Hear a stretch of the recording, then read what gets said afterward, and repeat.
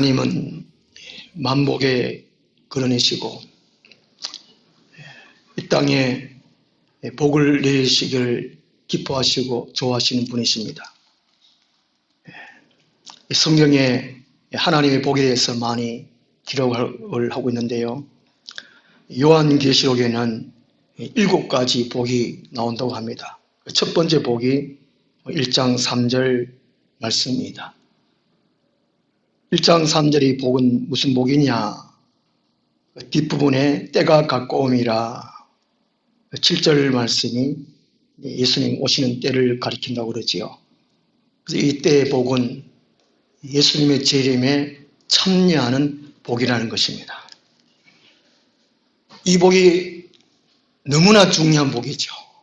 최고의 복입니다. 이 땅에 있을 때에 우리가 교회 다니고 예수님을 구원의 주님으로 믿으면, 입으로 시인하면 구원을 받았습니다. 천국에 들어갈 수 있는 조건은 받았습니다. 예수님과 약혼한 사이죠. 예수님과 약혼한 사이라는 것이죠. 예수님과 결혼은 하지 않았다는 겁니다. 결혼은. 예수님이 공중에 구름 타고 오셔서 우리가 나중에 이제 요한계시록 19장에서 혼인잔치가 이루어지는데 그때 결혼한다는 것입니다. 그러니까 예수 그리스도의 재림에 참여하는 복이 너무나 중요합니다. 이 복에 어떻게 참여할 수 있느냐? 이제 3절 또 쭉 말씀합니다. 그래서 이 복은 또 이기는 복입니다. 이기는 복. 2장, 3장에서 이겨야 한다, 이겨야 한다. 이기는 자는 말씀하고 있죠. 예수 그리스도의 재림에 참여할 수 있는 사람은 반드시 이겨야 하는 것입니다. 어떻게 이겨야 되느냐? 3절에 이 예언의 말씀을 말씀합니다. 요한의 계시록이 예언의 말씀, 미래의 말씀이에요. 미래에 이루어질 말씀이라는 것입니다. 여기 이가 붙어서 정해져 있는 것을 말씀합니다. 요한계시록은 이미 정해져 있다는 것입니다. 영어로 보면 더 프라피시 예언의 정해진 그 말씀. 이 예언의 말씀을 읽는 자와 듣는 자와 그 가운데 기록한 것을 지키는 자가 복이 있다고 말합니다. 세 부류의 사람이 복이 있다는 것인데 중요한 것은 이 예언의 말씀이라는 것이죠. 요한계시록 전체의 말씀이라는 것입니다. 요한계시록 22장에 보면 22장 18절 19절 말씀 보면 여기도 이 두루마리의 예언의 말씀을, 이 두루마리가 곧 요한계시록 전체의 미래의 말씀이라는 것이죠. 19절에도 이 두루마리의 예언의 말씀, 요한계시록은 미래의 말씀이라는 것입니다. 요한이 쓸 당시에, 그 당시에 앞으로의 일을 일어나는 것이죠. 여기도 이 정관사 더가 붙어 있습니다. 요한계시록 22장 18절에는 이 말씀에서 더하면 이 두루마리에 기록된 재앙들을 그에게 더한다는 것이죠. 이게 참 중요하다는 것입니다. 자기 생각을 보태면 안 된다는 것입니다. 이 땅에 아무리 좋은 일, 중요한 일, 최고로 인간에게 유익된 일이라고 할지라도 그것을 보태서 말하면 재앙을 받을 수밖에 없는 겁니다. 무섭지요. 19절에는 이 두루마리의 예언의 말씀을 제하려 버리면, 또 빼버리면은 더 충격적인 말씀입니다. 생명나무와 및 거룩한 성의 참여함을 제하여 버리시리라. 이게 목사가 지옥에 더 못 갈 수 있습니다. 교사가 천국에 더 못 갈 수 있다는 것입니다. 이 예언의 말씀, 요한계시록의 말씀이 너무나 중요하다는 것이죠. 요한계시록 말씀이 마태복음 24장, 마가복음 13장, 누가복음 21장 예수님께서 하신 말씀을 확장시켜서 설명해 놓은 것이 요한계시록, 요한이 받은 계시록이죠. 이 연애 말씀 1장부터 22장까지 빼면 안 된다는 것입니다. 더하면 안 된다는 것입니다. 우리가 확실히 다 알 수는 없지만, 깨달을 수는 없지만, 그래도 어느 정도는 이렇게 구성되어 있구나, 미래에 이렇게 일어나겠구나, 이거는 알고 있어야 된다는 것이죠. 다 들어왔지만 한번 복습하는 의미에서, 내 마음에 내 생각에 정리하는 의미에서 1장부터 쭉 살펴보겠습니다. 이 연의 말씀이 1장은 서론 부분입니다. 그 사도 요한이 요한계시록의 내용을 어떻게 받았는가 하는 서론에게 1장의 말씀이고, 2장 3장은 소아시아의 7교회, 현재 터키 쪽의 소아시아 7교회가 이제 역사성, 보편성, 미래성 이걸 다 담고 있습니다. 교회 시대 모든 교회가 7개의 교회에 다 포함된다는 것입니다. 여기에 포함된다는 것이죠. 그리고 이제 4장은 하나님께 예배하는 천상 예배입니다. 세상을 통치하시는, 과거, 현재, 미래, 인류 역사를 통치하시는 분은 하나님입니다. 4장 2절에 3절에 하나님의 모습이 나옵니다. 하나님 모양. 다니엘서 7장에도 나오고 에스겔서 1장 26절 나오고 하나님의 모습이 나와요. 우리는 그냥 막연한 하나님이잖아요. 전능하신 하나님, 무소부재하신 하나님, 다 아시는 하나님, 능력 많으신 하나님, 그것이 아니고 하나님 이렇게 생겼다라고 말씀하고 있어요. 우리가 이런 모습을 생각하면 경외할 수밖에 없는, 이런 하나님이 세상을 통치하신다, 미래의 일을 작정하시고 통치하신다는 것입니다. 5장은 이제 어린 양이신 예수님이 실제로 통치하시는 것이죠. 하나님이 4장에서 계획하시고 5장에서 어린 양 예수님이 세상 미래의 일들을 통치하신다, 직접 심판자로서 일하신다는 것을 말씀하고 있고, 6장은 이제 6장부터 이제 마지막 재앙 시리즈 내용, 6장은 이제 6째 인까지 나오죠. 재앙이 나옵니다. 이미 이 시대에 가면 이루어져 가고 있는지도 모르겠습니다. 재앙이죠. 어마어마한 재앙입니다. 이걸 알아야 우리들이 준비하고 대비할 수 있습니다. 7장은 인침을 받는 사건을 기록하고 있습니다. 14만 4천 명. 꼭 수가 아니라 충만한 것이죠. 충만한 수. 또 7장이 이 마지막 때에 늦은 비로, 사도행 2장에서 이른 비로 성령 강림하셨고, 요한계시록 7장은 늦은 비로 성령이 강하게 역사하실 때가 있다는 것입니다. 이렇게 또 해석하는 사람들이 있다는 것이죠. 그 다음에 8장, 9장은 나팔재앙입니다. 나팔재앙. 첫째 나팔부터 여섯째 나팔까지. 인재앙보다가 재앙의 강도가 더 강하다는 것이죠. 여기서 이제 식량난, 또 하산 폭발, 지진, 추위, 강추위, 이런 무시무시한 재앙이 있다는 것입니다. 그 다음에 10장은 천사와 작은 책인데 유대인을 위한 복음을 전한 내용이 아니겠는가 하는 것이죠. 유대인을 위한 마지막 예언의 책 10장이 아니겠는가. 11장은 또 유대인들을 위해서 종말에 충성스럽게 일할 사람들, 예수님이 공중 강림하시기 전에 사명을 하는 사람들, 이제 11장 15절에서 7째 나팔을 불고 예수님이 공중 강림하십니다. 이때가 다 끝나는 것이죠. 이 지구 역사가 이미 하면 다 끝난다고 볼 수 있습니다. 예수님이 공중 강림하실 때 성도들은 휴거된다는 것이죠. 휴거. 12장은 앞부분에 일어난 일들이 왜 일어나게 되었는가? 교회와 사탄의 세력과의 전쟁이라는 것입니다. 이 세상은 사탄의 세력과 교회의 세력 간의 전쟁이에요. 전쟁. 13장은 사탄이 직접 나타나지 아니하고 두 짐승을 이용해가지고 교회를 공격한다는 것이죠. 믿는 사람들을 넘어뜨린다는 것입니다. 정치 세력과 종교 세력을 이용해가지고. 14장은 이제 마귀의 세력들에 대해서 승리하는 사람들, 승리하는 사람들. 새 노래를 부를 수 있는 사람들, 또 마지막 주수가 있게 되고, 12, 13, 14장은 압축 역사입니다. 신약 시대, 모든 시대를 압축해서 기록을 해놨다는 것이죠. 15장은 14장에서 승리한 사람들의 노래, 새 노래, 혼인잔치 준비하는 장, 그리고 15장은 일곱 대접을 준비하는 장이라고 할 수 있겠습니다.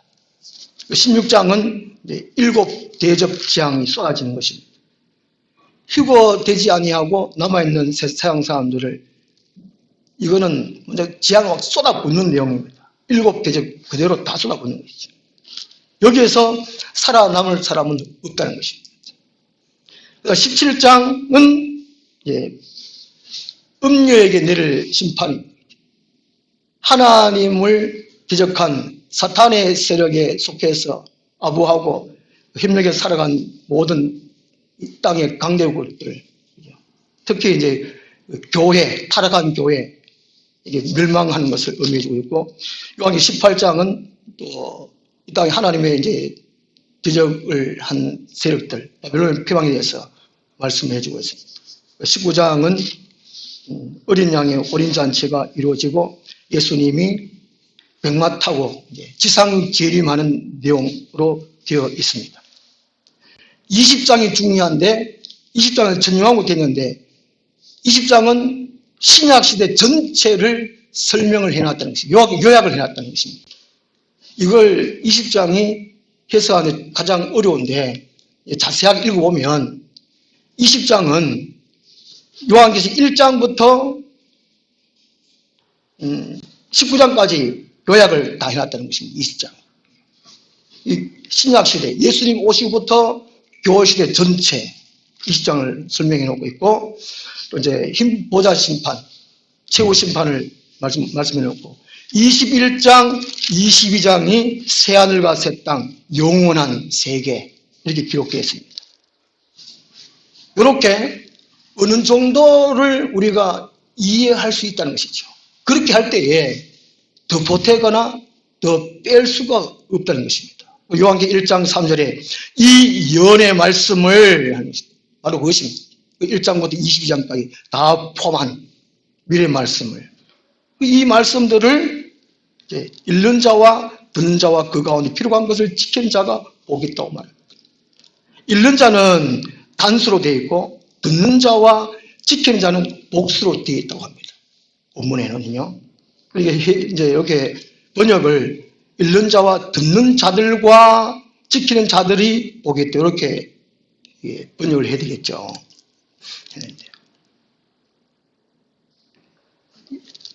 예수 그리스도의 재림에 참여할 수 있으려면 이 연의 말씀을 첫째는 읽는 자가 복이 있다고 말씀합니다. 이 읽는다는 말은 영어에서 보면 이제 aloud, 소리 내어서 읽는 것이 단어가 포함되어 있어요. 그냥 눈으로 읽는 것이 아니고 소리를 내어서 읽는 것. 어떤 공동체 단체에서 대표를 해서 읽는 자를 가리킵니다. 우리 누가복음 4장 16절 한번 찾아보겠습니다.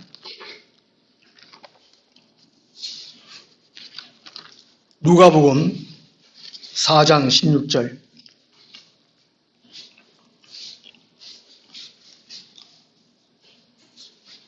신약 성경에 해당이라는 단어가 많이 나옵니다.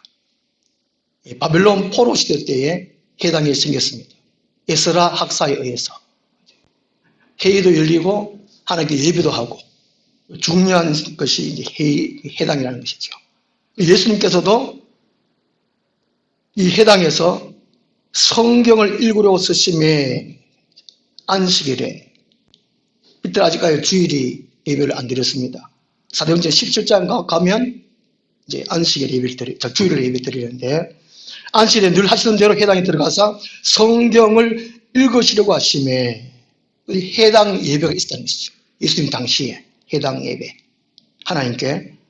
요게 해당 예배가 이제 초대교회의 해당 예배 여기 읽는 거 여기 이어집니다. 사도행전 13장 15절 보면 또 해당 예배가 있습니다. 나와요. 사도 바울이 이제 성경을 읽는 내용이 나옵니다. 먼저 성경 읽고 그다음 4장 21절에 보시면 예수님의 설교가 나옵니다. 설교. 누가복음 4장 21절에 예수님이 설교를 하세요. 해당 예배가 해당 장이 성경을 읽을 만한 사람들을 추천을 합니다. 당신은 오늘 성경 읽으십시오. 예수님이 안식일 날 해당 예배에 참여했는데 해당 장이 예수님 보고 성경을 읽으십시오 이렇게 했다는 것이죠. 그러니까 이제 18절, 19절 예수님 읽으셨습니다. 그리고 20절에 책을 덮어가지고 맡은 데 주시고 그랬더니만은 해당 있는 사람들이 다 예수님을 주목하셨습니다. 이게 설교하셔라 무슨 말씀 하실까 주목하고 있다는 것이죠. 이제 21절부터 예수님이 이에 예수께서 그들에게 말씀하시되 설교하는 내용, 사도행전 13장 15절에도 사도 바울이 성경을 읽고 또 설교하는 내용이 나옵니다. 오늘 예배 형식과 거의 같다는 거죠. 똑같아요. 오늘날도 이제 성경 봉독 시간이 있고 설교 시간이 있는 것처럼 여기 예수님 당시에도 초대교회도 이렇게 있었다는 것이죠. 그러니까 요한계시록 1장 3절에 이 연의 말씀을 읽는 자와 하는 것은 글을 아는 사람을 가리킵니다. 글을 읽을 줄 아는 사람, 글을 배워서 읽을 줄 아는 사람, 그 사람의 실력 있는 자를 가리킨다는 것이죠. 우리 형제 구남매인데 우리 누나 위에 제일 3명은 그때 국민학교 문에도 안 들어갔습니다. 우리 할아버지가 마을에 훈장이었고 우리 아버지도 훈장 좀 하다가 6.25 터져가지고 뭐 그랬다 하던데 좀 이게 학식을 좀 아는 분들이 자녀를 학교를 제대로 안 시켰어요. 물론 집도 가능하게도 그렇겠지만 우리 넷째 누나가 중학교까지 나오고 글을 몰라요. 그리고 우리 큰 누나, 둘째 누나, 셋째 누나는 늦게 좀 배운 것 같아요. 큰 누나, 둘째 누나 학교는 안 갔는데 글은 안 배웠는데 장사는 잘해요. 돈은 잘 알아요. 돈. 종원이 한번 거쳤잖아요. 그 위에 전방에 자전거 좀 하고 전방에 큰 누나, 참기름 좀 하고 또 슈퍼 작은 거 하는 우리 작은 누나. 돈은 왜 잘 아는지 모르겠어요. 그 다음에 뭐 달라고 까지를 잘 주고 뭐 막걸리 팔고 그런 참 잘하는 것 같아요. 이게 읽는 자는 것은 실력 있는 자를 가리킵니다. 그 당시에 우리나라는 그 글을 모르는 사람이 거의 없다고 합니다. 이게 복이에요. 복. 읽을 줄 아는 거. 미국에는 경제적으로 잘 산다고 그러지만 글 모르는 사람이 참 많다고 그러잖아요. 우리나라는 세종대왕 덕분에 글을 많이 알아요. 이게 복이 하나님의 은혜예요. 하나님의 복이라니까요. 이게 실력을 갖춘 사람이 요한계시록을 읽어야 되는 거죠. 그 대표로 우리가 읽지만 그 당시에는 종이가 발달지 못했기 때문에 그죠? 대표로 이제 읽었겠고 오늘 같으면 다 갖고 있잖아요. 다 갖고 있어요. 또 성경도 여러 가지 종이가 많아가지고 비교해서 읽을 수도 있습니다. 이 실력을 갖추면 놓고도 또 시간도 있으면서도 읽지 못하는 것은 복이 없다는 겁니다. 주의 재림에 참여를 못한다는 것이죠. 읽지를 못해도 듣는 자가 중요해요. 듣는 자가 복이다.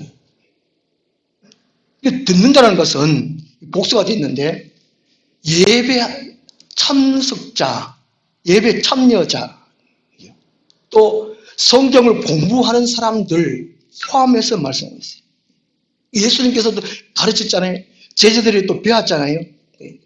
이게 듣는 자라 하는 것은 예배 참여자를 가르쳐요. 우리가 어떤 예배든지 대개 공예배 말고 하여튼 안 바쁘다 싶으면 어느 예배든지 참여하는 게 좋아요. 그리고 가정 예배를 만들어 가도 예배 드려야 돼요. 우리도 결혼해가지고 우리 애들이 중학교 들어가기 전까지는 그 예배를 드렸어요. 예배. 매일 예배 드렸습니다. 성경을 고날짜 고날 읽어가고 잠언서를 고날짜 읽어가고 얼마나 좋은지 몰라요. 마음이 평안하고 하나님의 은혜를 듬뿍 받고 늘 하나가 동행할 수 있는 가정예배 참 중요해요. 이게 듣는 자라는 것이 바로 그런 의미입니다. 예배에 참여하는 사람. 읽어야 들을 수 있으니까. 그죠? 데살로니가전서 2장 13절 보면은 듣는 자가 있어요. 듣는 자. 어떻게 들어야 되느냐. 데살로니가전서 2장 13절 보면은요. 2장 12절에 먼저 이렇게 말씀하세요. 이는 너희를 부르사 자기 나라와 영광에 이르게 하시는 하나님께 합당히 행하게 하려 함이라. 사도 바울이 가는 곳마다 설교를 했습니다. 하나님의 말씀을 전했습니다. 그리고 또 전하고 난 다음에 또 편지를 썼지요. 이 말씀을 전한 이유가 하나님의 백성으로서 합당하게 살도록 하기 위해서 말씀을 전했다는 것입니다. 이게 오늘날 설교 내용 보면 잘 됐나요? 잘 먹고 잘 살고 성공하고 번성하고 이런 능력이 많잖아요. 그렇지 않고 원래 설교 내용은 하나님 앞에 합당하게 살도록 말해주는 거. 이게 참 설교라는 거예요. 참 설교. 바울이 이렇게 데살로니가 교회 가가지고 설교를 했더니만은 2장 13절에 이러므로 우리가 하나님께 끊임없이 감사함은 왜냐하면은 다른 목적대로 데살로니가 교인들이 그렇게 살았기 때문에 감사했다는 감사. 얼마나 감사하겠습니까? 애들이 부모의 뜻대로 행하면 얼마나 고맙고 감사합니까? 그들 잘 커주는데 근데 말 안 듣고 싸우고 치고 이러면 이놈의 시키면 얼마나 안타깝고 답답했습니까? 이 바울이 데살로니가 교인들에게 감사했어요. 왜냐하면 너희가 우리에게 들은 바 하나님의 말씀을 받을 때 사람의 말로 받지 아니하고 하나님의 말씀으로 받으니 진실로 그러하도다. 그 증거가 뭐냐면은 이 말씀이 또한 너희 믿는 자 가운데서 역사합니다.